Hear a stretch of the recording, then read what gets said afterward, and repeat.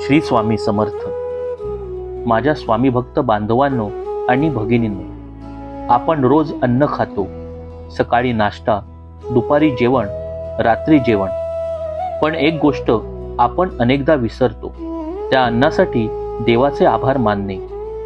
स्वामी समर्थ महाराजांच्या भक्ती मार्गात कृतज्ञता, आभार खूप महत्त्वाची आहे. कारण जेव्हा आपण अन्नाचा प्रत्येक घास घेतो तेव्हा त्यामागे अनेकांचा परिश्रम असतो आणि देवाची कृपा असते. अन्नाचा प्रत्येक घास हा स्वामींचा प्रसाद आहे.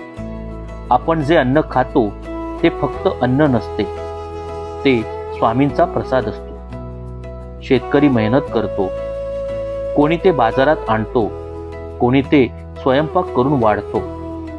पण हे सर्व होण्यासाठी स्वामींची कृपा असणे आवश्यक आहे. अन्न घेताना काय करावे? अन्न घेण्यापूर्वी 2 सेकंद थांबा आणि मनात शांतपणे म्हणा, श्री स्वामी समर्थ, या अन्नासाठी तुमचे आभार. ही छोटी प्रार्थना आपले मन नम्र बनवते. अन्नाचा आदर का करावा? अनेक ठिकाणी लोकांना अन्न मिळत नाही, कोणी भुकेले झोपतात. म्हणून अन्न वाया घालवू नका. जेवताना तक्रार करू नका. शक्य असेल तेव्हा भुकेल्याला अन्न द्या. हीच खरी भक्ती आहे. अन्न आणि अध्यात्म. संतांनी सांगितले आहे, अन्न हे ब्रह्म आहे. जेव्हा आपण कृतज्ञतेने अन्न घेतो तेव्हा त्या अन्नातून शांतता आणि समाधान मिळते. अंतिम संदेश.